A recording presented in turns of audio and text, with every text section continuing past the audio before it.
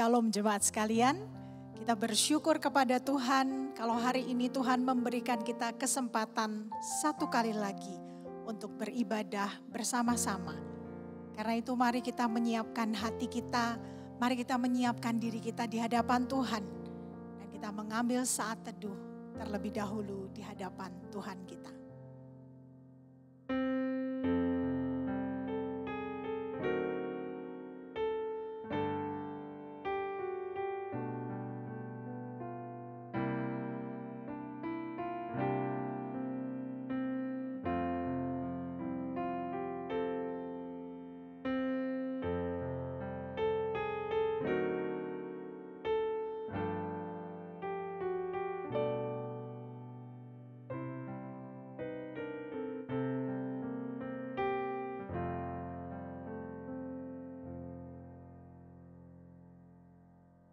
Amin. Mari kita bangkit berdiri bersama-sama dan kita akan memulai ibadah kita hari ini. Mari kita mulai ibadah ini dengan satu pengakuan bahwa pertolongan kita adalah di dalam nama Tuhan yang menciptakan langit dan bumi dan yang memelihara ciptaannya dari sekarang sampai selama-lamanya. Kiranya turun atas kita sekalian sukacita dan damai sejahtera dimanapun kita berada, dari hari ini bahkan sampai selama-lamanya. Jemaat sekalian, Mazmur pasalnya yang ke-103, ayatnya yang pertama sampai ayatnya yang keempat. Mari secara bergantian kita boleh membacanya. Pujilah Tuhan hai jiwaku, pujilah namanya yang kudus hai segenap batinku. Pujilah Tuhan hai jiwaku, dan janganlah lupakan segala kebaikannya. Dia yang mengampuni segala kesalahanmu, yang menyembuhkan segala penyakitmu. Dia yang menebus hidupmu dari lubang kubur, yang memahkotai engkau dengan kasih setia dan rahmat.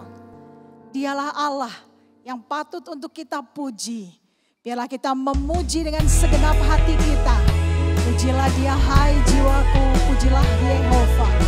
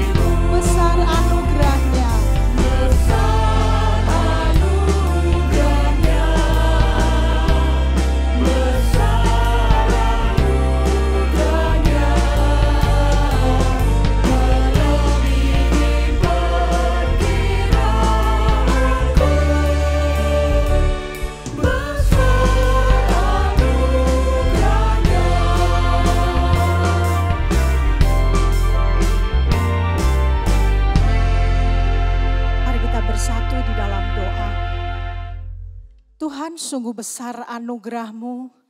Terima kasih karena Engkau adalah Allah bagi kami. Engkau adalah Allah yang mengasihi kami. Engkaulah adalah Allah yang dengan segala kasih setia-Mu selalu menyertai kami.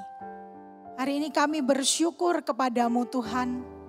Pemeliharaan Tuhan, pertolongan Tuhan, kehadiran Tuhan di dalam hidup kami.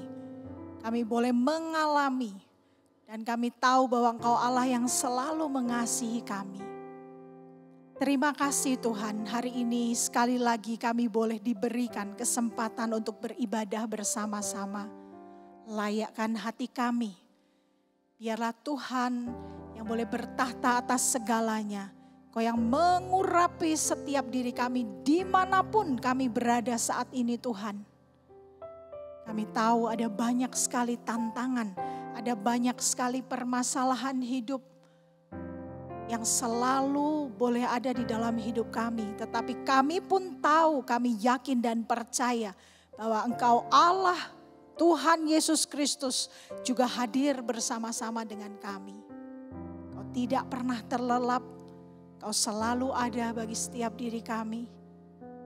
Kau mengasihi kami. Tuhan, kami berdoa supaya keadaan di sekeliling kami boleh tetap ada di dalam segala kendali Tuhan, di dalam kebaikan. Kami berdoa Tuhan, roda perekonomian, pemerintahan, kami menyerahkan di dalam tangan Tuhan. Kami berdoa bagi kota di mana kami juga tinggal hari ini. Tuhan berkatilah. Kami juga berdoa bagi gereja-Mu. Pakai kehadiran gereja-Mu untuk menjadi alat berkat di tengah-tengah masyarakat, di tengah-tengah lingkungan kami yang mungkin juga menghadapi kesulitan demi kesulitan. Biarlah kami menjadi perpanjangan tangan kasih Tuhan. Dan jika ada di antara kami yang menghadapi pergumulan yang begitu berat, yang bahkan mungkin kami sulit sekali untuk berbagi dengan orang-orang di sekitar kami. Biarlah Tuhan, Kau melawat dengan kasih-Mu. Kau menjawab setiap seru doa kami. Dan Kau yang menopang, menguatkan kami. Kami tahu Tuhan, Kau punya hati yang mengasihi kami. Semuanya itu terbukti. Kasih Tuhan yang menebus kami di Kalvari. Terima kasih Tuhan Yesus. Kami menyerahkan. Biarlah hari ini ibadah kami boleh kami kembalikan untuk hormat mulia Tuhan. Dan di dalam satu nama, Tuhan Yesus Kristus, Juru Selamat kami satu-satunya. Kami berdoa, kami bersyukur, haleluya, amin. Jemaat sekalian, dipersilahkan duduk. Kita akan secara bertanggapan kembali membaca dari Lukas pasalnya yang kelima ayat 31 sampai 32 dan akan kita lanjutkan pasal 15 ayatnya yang keempat sampai ayatnya yang ketujuh. Bukan orang sehat yang memerlukan tabib, tetapi orang sakit. Aku datang bukan untuk memanggil orang benar, tetapi orang berdosa, supaya mereka bertobat. Siapakah di antara kamu yang mempunyai 100 ekor domba, dan jikalau ia kehilangan seekor di antaranya, tidak meninggalkan yang 99 ekor padang gurun, dan pergi mencari yang sesat itu sampai ia menemukannya. Dan kalau ia telah menemukannya, ia meletakkannya di atas bahunya dengan gembira. Dan setibanya di rumah, ia memanggil sahabat-sahabat dan tetangga-tetangganya, serta berkata kepada mereka, Bersukacitalah bersama-sama dengan aku, sebab dombaku yang hilang itu telah kutemukan.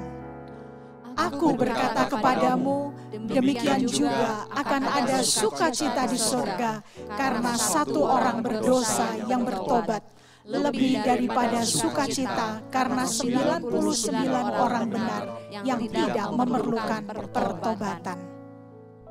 Jemaat sekalian, kasih dari Allah kita adalah kasih yang ajaib bagi setiap hidup kita. Kasih yang melawat kita, kasih dari Golgota.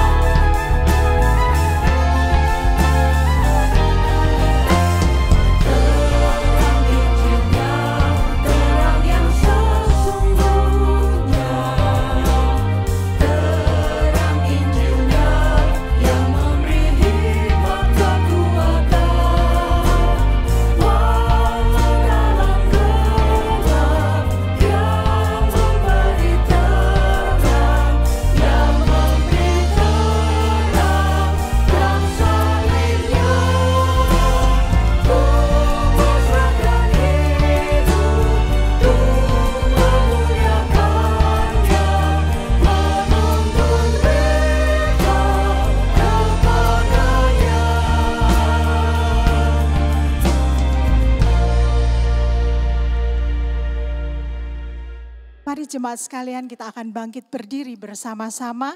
Dan dengan segala orang-orang percaya di berbagai tempat, mari kita akan menyatakan pengakuan iman kita.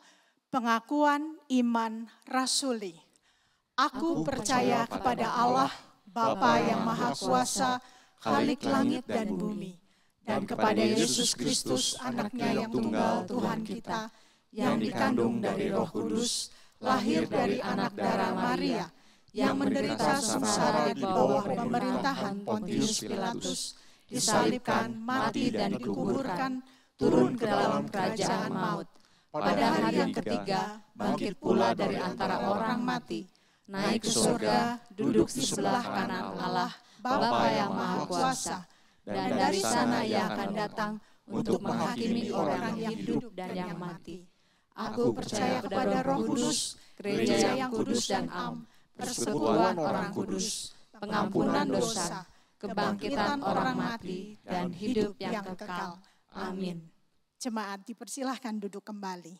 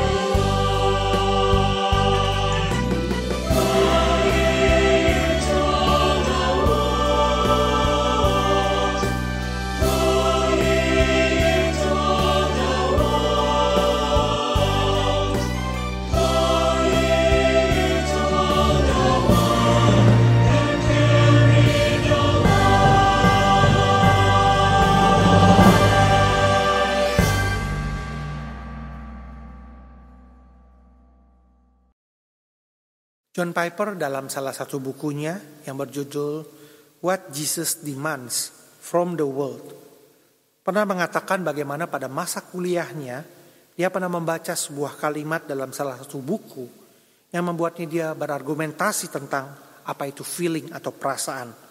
Kalimat itu adalah seperti ini.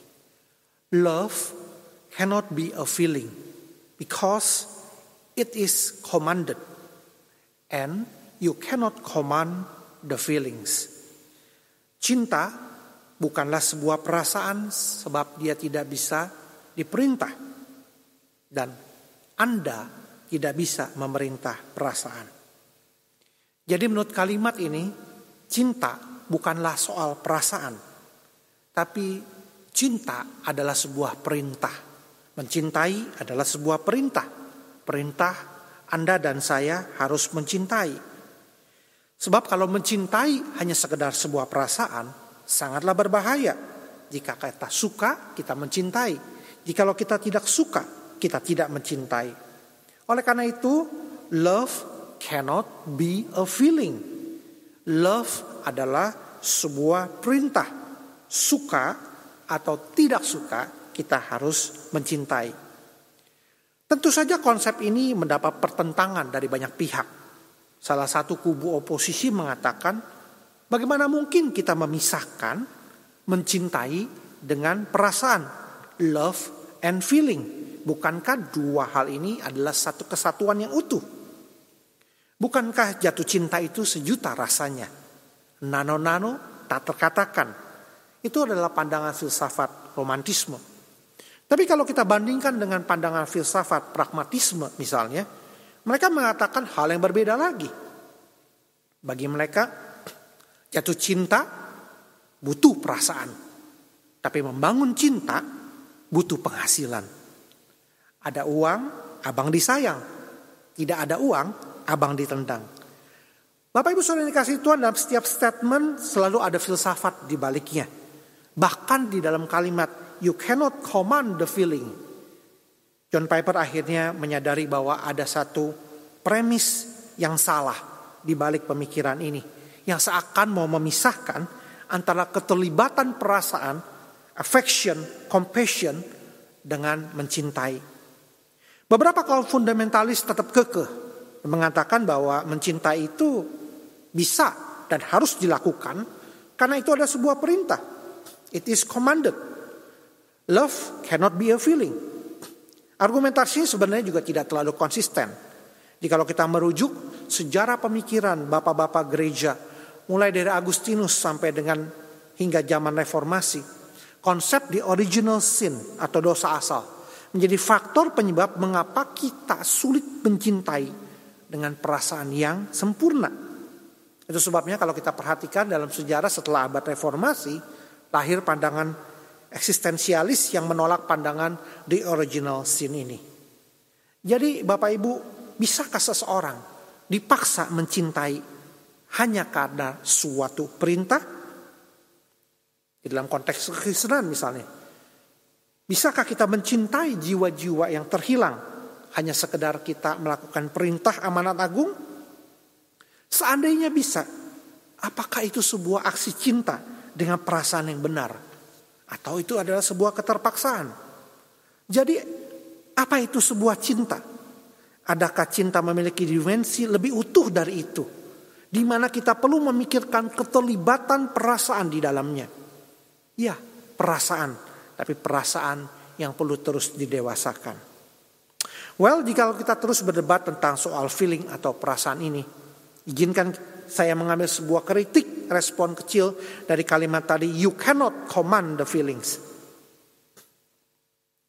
Bukankah justru kita melihat banyak dari bagian Alkitab, bahkan Tuhan Yesus sendiri command the feelings. Misalnya Tuhan Yesus memerintahkan supaya kita rejoice in any circumstances. Artinya kita harus bersuka cita di dalam segala keadaan. Bukankah rejoice itu sendiri ada sebuah feeling?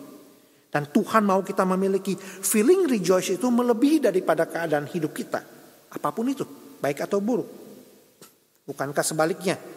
Kita jangan sampai dikuasai oleh keadaan circumstances itu. dan kehilangan rejoice di dalam hati kita. Tentu rejoice ini perlu kita telah lebih jauh, karena rejoice yang sejati harus memiliki fondasi iman di dalamnya. Topik tentang feelings ini memiliki perasaan untuk benar, merasa, memerintahkan diri, memiliki satu disiplin perasaan yang benar, merelakan diri untuk dibentuk dan dikuasai oleh perasaan yang benar, adalah topik bahasan yang penting di dalam pengajaran iman Kristen bagi gerejanya.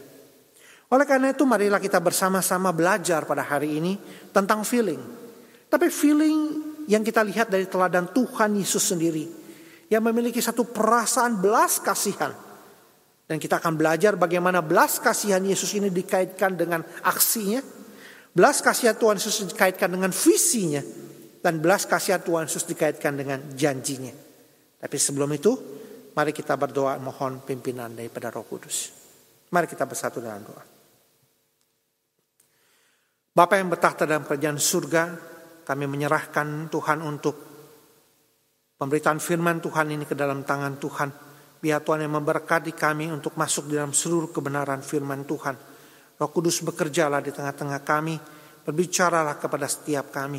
Dan biarlah akhir daripada khotbah ini menolong kami untuk bisa meneladani akan perasaan yang Engkau miliki ya Tuhan, ketika Engkau melayani di tengah dunia ini.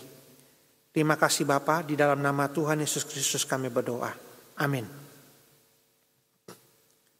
Perikop kita terambil dari Matius pasal 9 ayat 35 sampai dengan ayat 38. Matius pasal 9 ayat 35 sampai 38. Demikian firman Tuhan. Demikianlah Yesus berkeliling ke semua kota dan desa. Ia mengajar dalam rumah-rumah ibadat dan memberitakan Injil kerajaan surga, serta melenyapkan segala penyakit dan kelemahan. Melihat orang banyak itu, tergeraklah hati Yesus oleh belas kasihan kepada mereka, karena mereka lelah dan terlantar seperti domba yang tidak bergembala. Maka katanya kepada murid-muridnya, tuaian memang banyak, tetapi pekerja sedikit. Karena itu mintalah kepada Tuhan yang mempunyai tuaian, supaya ia mengirim pekerja-pekerja untuk tuaian itu. Hal yang pertama yang kita akan lihat adalah bahwa Tuhan Yesus yang penuh dengan belas kasihan itu menunjukkan aksinya. Tuhan Yesus berkeliling. Apa artinya Tuhan Yesus berkeliling? Tuhan Yesus berkeliling artinya Tuhan Yesus keluar dari zona nyamannya. Apa artinya Tuhan Yesus berkeliling? Tuhan Yesus berkeliling artinya dia tidak diam di satu tempat saja, tapi dia berjalan dari satu tempat ke tempat yang lain, di mana ada harga yang harus dibayar di sana, di dalam pelayanannya. Di sini dicatat Tuhan Yesus berkeliling ke semua kota dan desa, bukan tanpa respon. Bapak Ibu saudara kasih Tuhan, respon yang ada sangat fantastis. Memang tidak semua orang yang mendengar khotbah Yesus pada saat itu, yang menerima pelayanan Tuhan Yesus pada saat itu merespon dengan positif. Tapi jikalau kita melihat dalam setiap kejadian tempat di mana Yesus melayani, maka respon itu sangat banyak yang positif. Bahkan dicatat berbondong-bondong. Banyak orang datang dan datang dan datang mencari dia. Lalu dengan kesuksesan tanda kutip secara kacamata duniawi, bagaimana Yesus ini berhasil menangkap simpati daripada orang-orang yang ada di sekitarnya. Boleh dikatakan dia cukup dan sangat populer. Apakah Tuhan Yesus terlena di dalam zona nyamannya? Tidak. Pada saat dia justru merasa dibutuhkan dan merasa diterima baik di satu kota, apakah dia akan begitu terlena dan tidak lagi mau memikirkan kota yang lain? Tidak. Apakah ketika dia berasa nyaman di satu desa atau satu tempat dalam pelayanan, dia sudah diterima baik, lalu dia enggan untuk pindah ke kota lain? Tidak. Apa yang ada di sini adalah bahwa dicatat di dalam Markus pasal 1 ayat 21. Ada satu contoh yang sangat jelas bagaimana Tuhan Yesus itu tidak diam di dalam zona nyamannya. Bahkan pada saat itu ketika hari Yesus begitu sibuk berada di rumah ibadat dan mengajar. Bahkan ketika pada saat itu tersebar dengan cepat kabar tentang dia di segala penjuru seluruh Galilea. Dan menjelang malam, sudah matahari terbenam, ketika semua orang dibawa kepada Yesus dan Tuhan Yesus melenyapkan segala sakit, kelemahan dan orang yang kerasukan setan, bahkan dikatakan berkerumun seluruh penduduk kota di depan pintu. Dia menyembuhkan banyak orang yang menderita bermacam penyakit, mengusir banyak setan.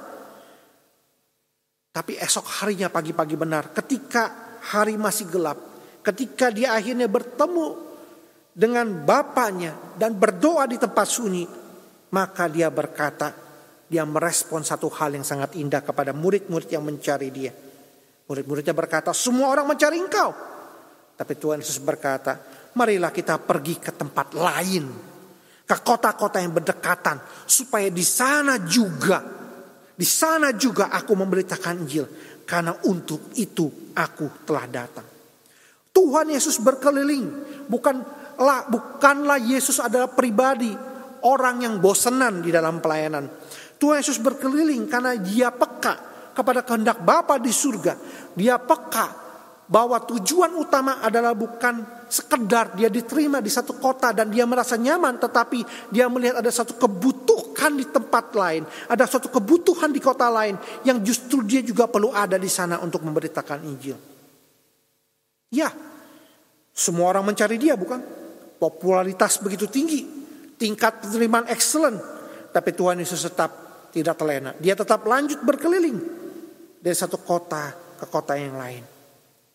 Semua orang mencari engkau, tetapi Tuhan Yesus berkata, tidak, aku juga harus pergi ke tempat lain. Di sini kita melihat Tuhan Yesus berhasil menjaga hatinya. Dia melakukan satu aksi karena dia menjaga hati yang penuh dengan belas kasihan itu. Tidak terfokus hanya kepada dirinya, tapi dia melihat kepada orang lain yang membutuhkan akan Injil Tuhan. Dia berhasil untuk sukses di satu tempat, tetapi dia tidak diam di satu tempat. Dia memutuskan untuk pindah ke tempat yang lain. Karena dia berhasil untuk melawan godaan daripada status pelayanan dia yang quote unquote berhasil di satu tempat. Justru dalam hal ini kita melihat bagaimana Tuhan Yesus berani keluar dari satu titik zona nyaman, comfort zone kehidupannya, menuju kepada zona berikutnya, yaitu kehidupan yang signifikan. Bapak Ibu Saudara yang kekasih, mengapa saya mengangkat tema keluar daripada zona nyaman atau comfort zone? Karena hal ini ada satu hal yang sangat penting dalam kehidupan kita sebagai orang percaya. Salah satu buku yang laris yang berjudul Half Time yang ditulis oleh Bob Buford, dia mengatakan, menjelaskan bagaimana caranya seseorang keluar hidup dari zona nyamannya. Bagaimana dia menuju kehidupan dari kehidupan yang sukses kepada kehidupan yang signifikan. Buku Half Time ini direkomendasikan oleh banyak orang termasuk Rick Warren yang mengatakan, this book will show you how to make the rest of your life the best of your life. How to make the rest of your life the best of your life. Peter Drucker menambahkan juga komentar atas buku ini. Ia mengatakan, it is my duty, it is my mission to put to work what I am good at. Salah satu kunci sukses hidup signifikan di dunia ini adalah kita harus tidak boleh terlena di dalam comfort zone kita. Sampai-sampai kita mengabaikan what I am good at. Apa yang baik dari hidup kita. Segala talenta yang Tuhan berikan kepada kita tidak kita optimalkan, tidak kita maksimalkan. Salah satu kunci kita hidup signifikan di dunia ini adalah kita tidak boleh mengabaikan what I am good at.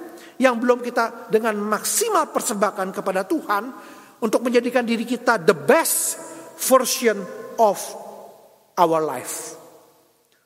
Bob Buford percaya dan punya keyakinan yang teguh bahwa the second half of your life can be better than the first.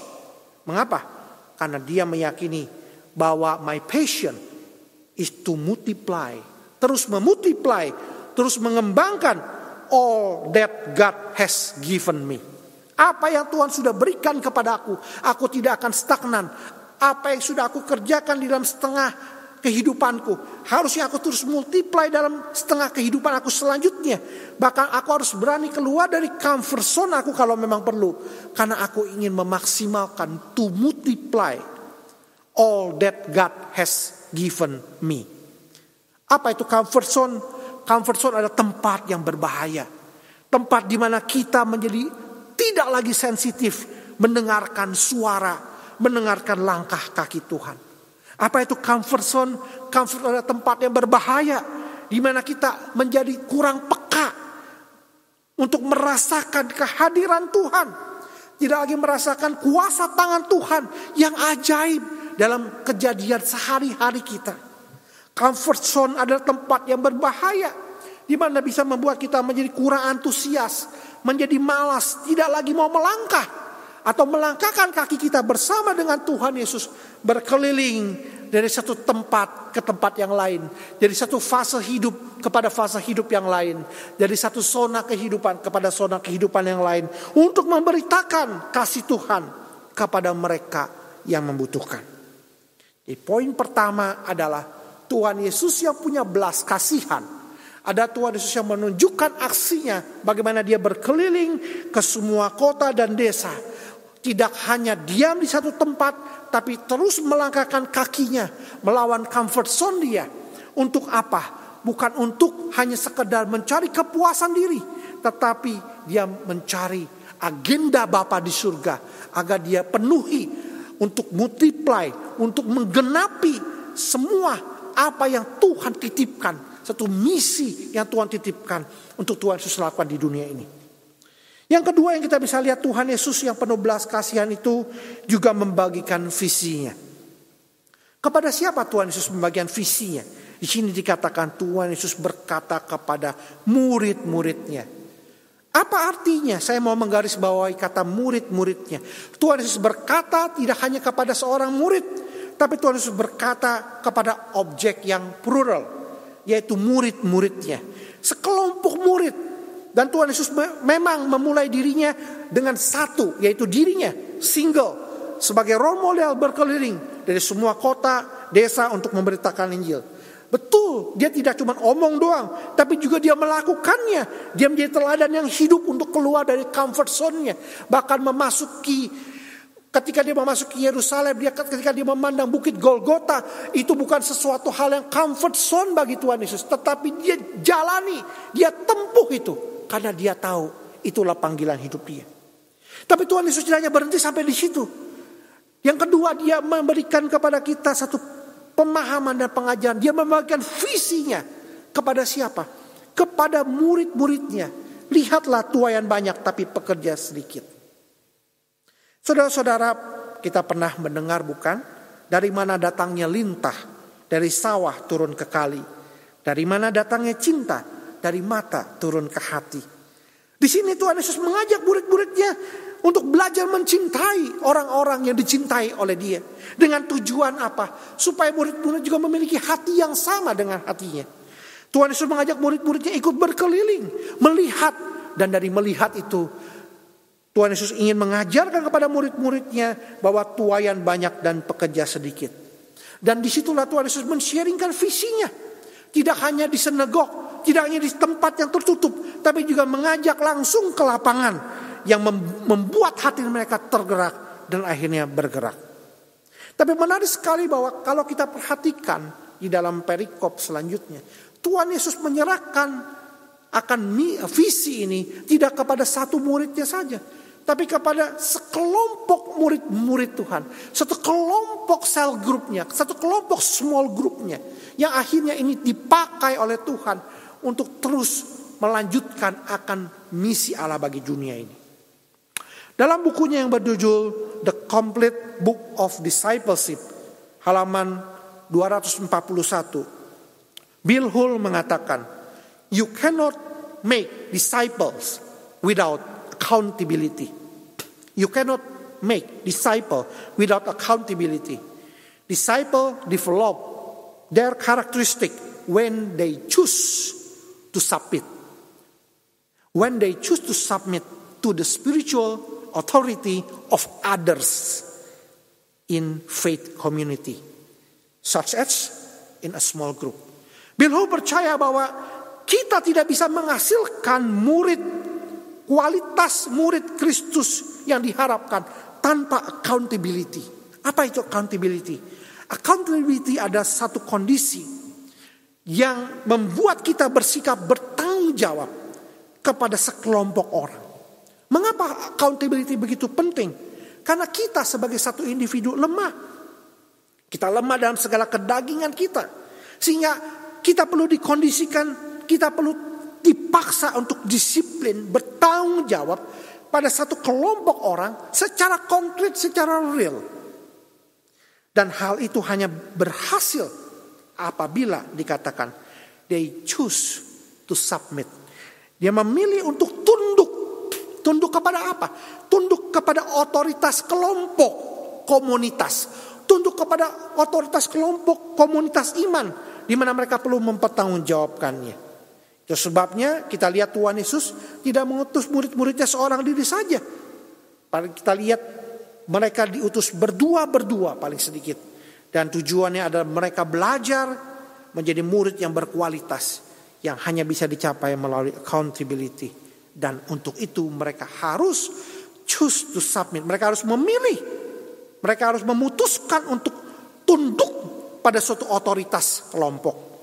Itu sebabnya Gay Hokim Tong sebagai salah satu gereja Tuhan amat sangat mementingkan pelayanan care group, di mana jemaat diajak untuk accountable satu dengan yang lain.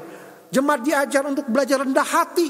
Jemaat diajar untuk choose to submit to the authority of the community. Mereka tidak bisa bertumbuh menjadi murid Kristus hanya dengan berada sendirian di ruang kamarnya, belajar sendirian tanpa ada accountable dengan satu kelompok yang lain. Murid Kristus hanya dimungkinkan terjadi ketika dia dengan rendah hati mau tunduk kepada sebuah otoritas kelompok. Sekali lagi saya katakan, Bill mengatakan you cannot make disciples without accountability. And they have to choose to submit to the authority of others. Salah satu bentuknya adalah care group. Mengapa saya menekankan hal penting? Karena kita perlu melihat bagaimana Tuhan Yesus yang adalah Tuhan yang penuh dengan belas kasihan, dia mencoba untuk membagikan belas kasihan itu kepada murid-muridnya dalam sebuah kelompok kecil yang berjumlah 12 itu. Poin yang ketiga, Tuhan Yesus yang penuh belas kasihan itu, dia tidak hanya berhenti pada dirinya sendiri yang berkeliling. Kalau dia hanya berhenti pada dirinya sendiri untuk berkeliling, maka misi Allah tidak akan tergenapi sampai sekarang. Tetapi Tuhan Yesus memberikan satu teladan di dalam masa hidupnya yang sangat singkat, 3,5 tahun. Dia men-sharingkan visinya itu kepada murid-muridnya. Siapa murid-muridnya? Murid-murid adalah orang yang sederhana. Mayoritas hanyalah nelayan. Tetapi mengapa Tuhan Yesus memilih mereka? Karena mereka mau meresponi panggilan itu. Modal utama adalah mau belajar. Modal utama adalah mereka rela untuk diajak berkeliling. Disinilah Tuhan Yesus mengajarkan mereka untuk memiliki mata seperti matanya, hati seperti hatinya yang penuh dengan belas kasihan. Tinggalkan jalanmu, ikutlah aku untuk berkeliling. Konteks pada satu, ketika seseorang menjadi murid daripada guru, maka dia berkomitmen kemanapun guru itu pergi, maka dia akan ikut kepada gurunya untuk berkeliling dari satu tempat ke tempat yang lain, meninggalkan zona nyamannya, meninggalkan comfort zone-nya. Bahkan dikatakan kalau perlu dia meninggalkan apa yang dia anggap sesuatu hal yang berharga secara materi, harus ditinggalkan semua jala-jala itu secara komitmen penuh, meninggalkan comfort zone-nya. Dan itu dilakukan oleh murid-murid. Ketika dia mengatakan aku mau mengikut Tuhan Yesus, maka barulah setelah poin itu Tuhan Yesus mempercayakan visi. Tuayan banyak, tapi pekerja sangat sedikit. Dia men-sharingkan visi itu kepada murid-muridnya. Dan dia meminta agar murid-muridnya meresponinya. Dan poin yang terakhir ini Tuhan Yesus ingin mengatakan di dalam ayat 38 kepada mereka, kepada murid-muridnya maksudnya. Mintalah kepada Tuhan yang punya tuayan supaya mirim pekerja-pekerja untuk tuayan itu. Yang ketiga, Tuhan Yesus menjanjikan solusinya. Kalau yang pertama tadi Tuhan Yesus menunjukkan aksinya. Yang kedua Tuhan Yesus membagikan visinya. Yang ketiga Tuhan Yesus menjanjikan solusinya. Mengapa ini saya katakan menjanjikan solusi? Bayangkan betapa frustasinya saudara dan saya. Betapa frustasinya para murid-murid. Jikalau visi sudah dibagikan. Hati sudah penuh dengan belas kasihan. Melihat tuaian banyak, pekerja sedikit. Lalu stop sampai di situ. Kita akan frustasi. Kita akan frustasi karena kita tidak sanggup. Tapi tidak berhenti sampai di situ. Tuhan Yesus berkata, mintalah kepada empunya tuaian. Inilah poin yang ketiga. Maka aku berjanji akan mengirimkan pekerja-pekerjanya. Kita diminta untuk bersyafaat bagi tuaian itu. Kita diminta untuk bersyafaat bagi ladang yang ada di situ. Maka kita pun akan menuai jawabannya. Bagaimana sang empunya tuaian itu akan dengan fantastis luar biasa memberikan jawabannya, memberikan pekerja-pekerja bagi tuaian itu. Bapak Ibu Saudara kasih Tuhan, melihat konteks ladang atau tuaian, karena kita hidup saat ini di Indonesia, izinkan saya memberikan berita resmi statistik dari BPS yang dirilis tanggal 21 Januari 2021 tentang komposisi penduduk Indonesia di tahun 2020 sebagai berikut. Generasi baby boomer yang masih hidup saat ini di Indonesia tinggal 11%, kurang lebih. Generasi X, termasuk saya generasi X di dalamnya, itu tinggal 21%. Lalu selebihnya ada generasi milenial, generasi Z, generasi Alpha yang menduduki porsi kue terbesar, lebih dari 65%. Dan generasi ini generasi apa? Generasi digital. Generasi yang pola hidupnya berbeda, generasi yang gaya hidupnya berbeda, yang sangat jauh berbeda dengan generasi X, apalagi generasi baby boomer. Apa hubungan dengan khotbah hari ini? Saya ingin mengatakan, kita harus sadar zaman sudah berbeda. Waktu Yesus sepatu berkeliling dari satu kota ke kota yang lain, karena dia ingin menyadarkan pada murid-muridnya melihat ada orang-orang memang di situ, di kota-kota itu, di desa-desa itu, yang dikunjungi, ladang-ladang yang menguning yang siap dituai. Tapi saat ini jiwa-jiwa itu juga ada di dalam dunia virtual. Apakah kita tertantang untuk melayani juga? Saudara kenal istilah metaverse. Kita tahu bahwa metaverse menjadi buah bibir pada saat ini. Dari begitu banyak kalangan di mana kita harusnya menggarap ladang ini juga. Apa itu metaverse? Saya paling suka gambaran sederhana yang diungkapkan oleh Mark Zuckerberg yang mengatakan metaverse adalah seperangkat ruang virtual yang bisa dijelajah oleh siapapun yang ada di dalamnya, dan pengguna tersebut tidak perlu berada di ruang fisik yang sama dengan orang lain. Mereka hanya perlu masuk ke dunia metaverse. Saya suka kalimatnya terakhir. Mereka hanya perlu masuk, enter kepada dunia metaverse. Apa artinya? Everybody is welcome. Apa artinya? Bola sudah bergulir. Apa artinya? Siapapun bisa masuk. Alangkah anehnya jika kita murid Kristus tidak masuk di dalamnya.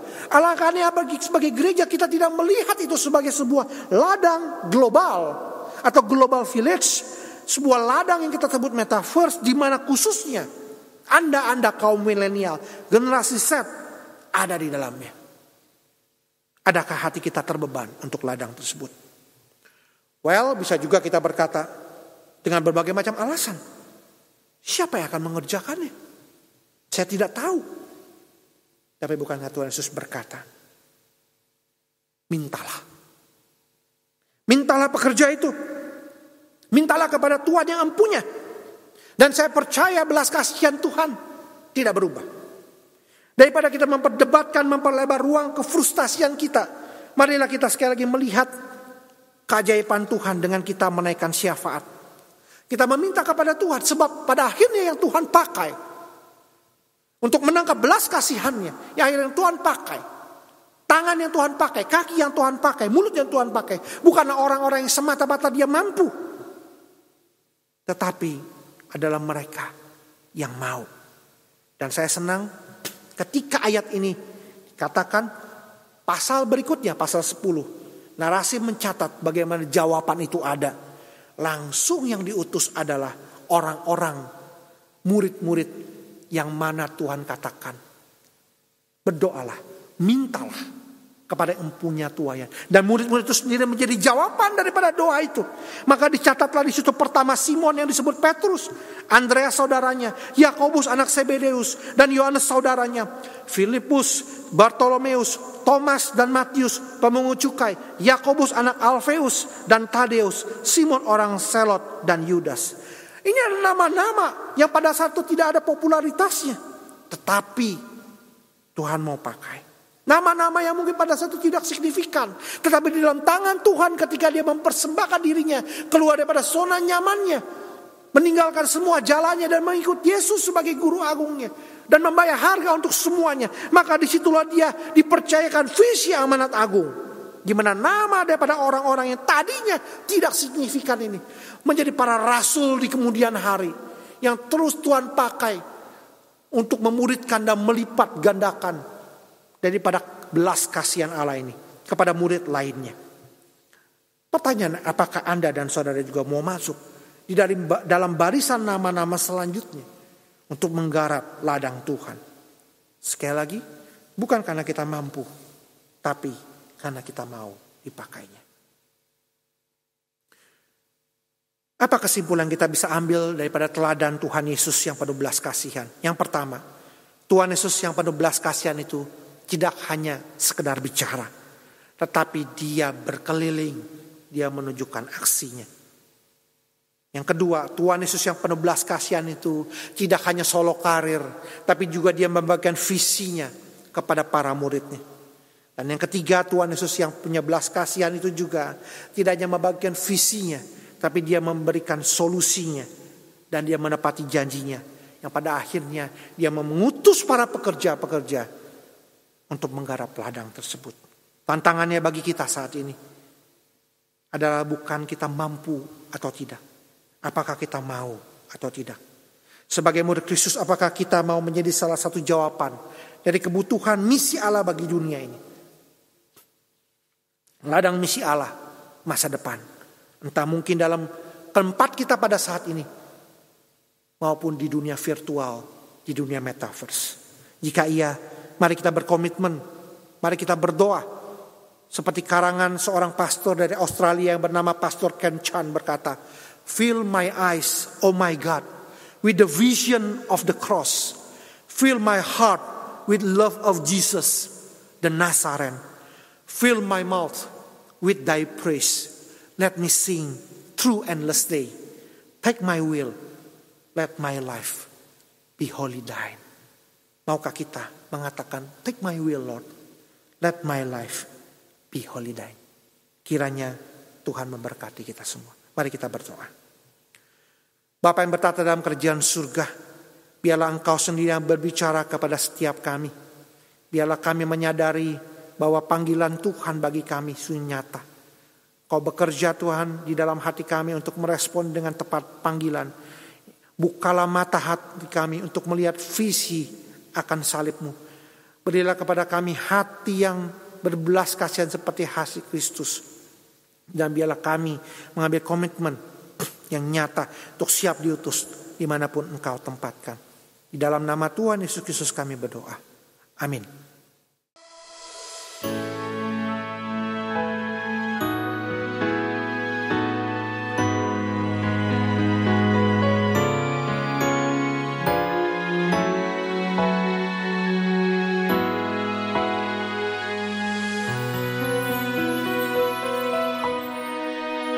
Fill my eyes, oh my God, with the vision of the cross.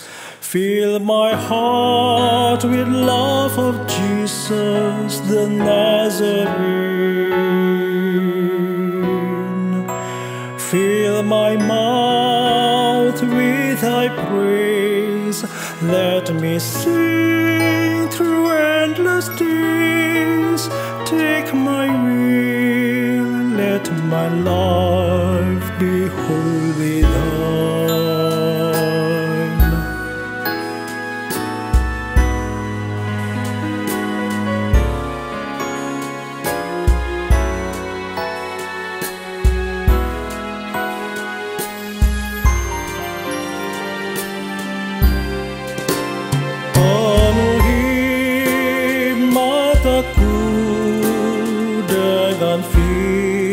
isi salib-Mu.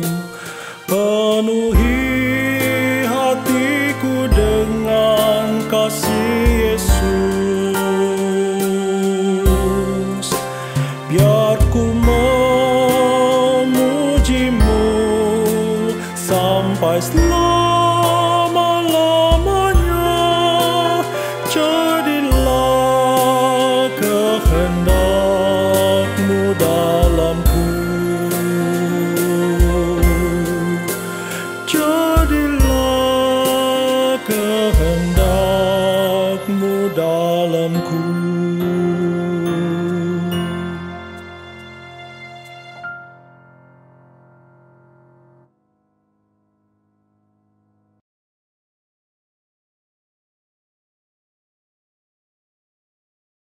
Jemaat sekalian, Tuhan Yesus punya hati yang begitu mengasihi setiap diri kita. Mari kita juga meminta agar Tuhan memberikan hati bagi kita. Hati seperti hati Tuhan yang penuh dengan belas kasihan.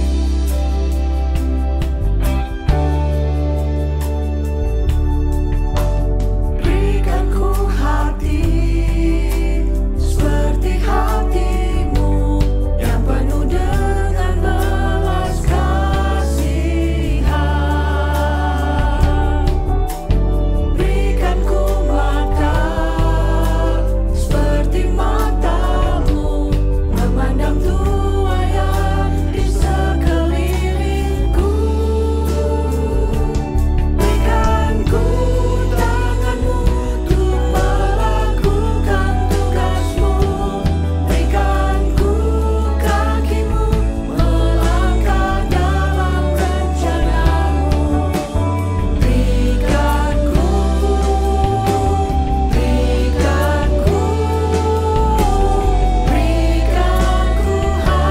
hati-Mu.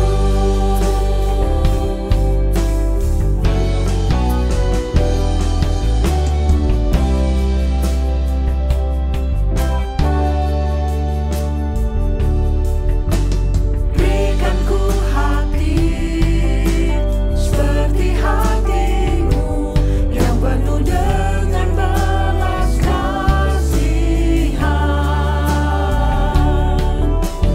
Berikan ku mata seperti mata-Mu memandang tuaian di sekelilingku. Berikan ku tangan-Mu untuk melakukan tugas-Mu. Berikan ku kaki-Mu melangkah dalam rencana-Mu. Berikan ku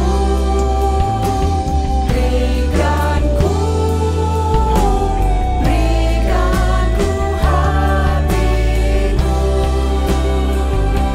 Biarlah kami boleh datang memenuhi panggilan-Mu Tuhan. Urapi kami Tuhan dengan kuasa Roh Suci. Berikan hati yang terbeban dan penuh kasih ilahi. Penuhi kami dengan kuasa dari tempat yang tertinggi dan teguhkan semua kesaksian.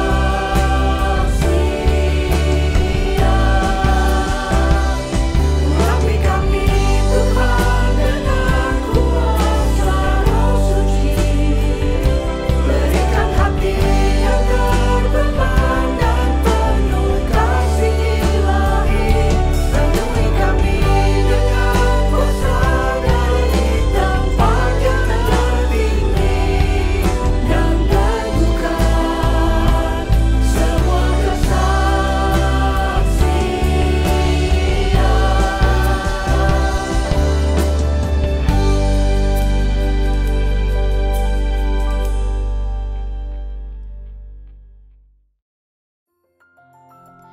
Mari kita berikan bentuk ucapan syukur kita kepada Tuhan melalui persembahan. Saudara dapat memberikan persembahan melalui scan QR Code yang tertera pada layar Anda.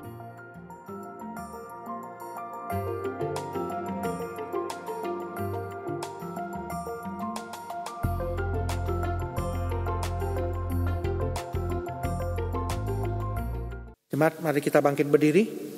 Mari kita akan membawa persembahan kita dalam doa dan menutupnya dalam doa berkat. Bapa yang berada dalam kerajaan surga, inilah persembahan kami di hadapan Engkau. Kau kuduskan untuk menjadi berkat, untuk menggarap ladang-ladang yang sudah menguning, yang butuh banyak pekerja. Kami juga berdoa Tuhan mempersembahkan diri kami sebagai jawaban daripada kebutuhan ladang tersebut. Dan biarlah dengan kuat kuasa dan berkat daripada Engkau, utuslah kami ya Tuhan. Kiranya kasih daripada Allah Bapa, cinta kasih daripada Tuhan Yesus, kuat kuasa Roh Kudus, menguatkan Engkau, memberkati Engkau, mengurapi Engkau menjadi utusan-utusan Injil Kristus dimanapun Tuhan tempatkan, mulai dari hari ini sampai Maranatha. Yesus datang kembali. Amin.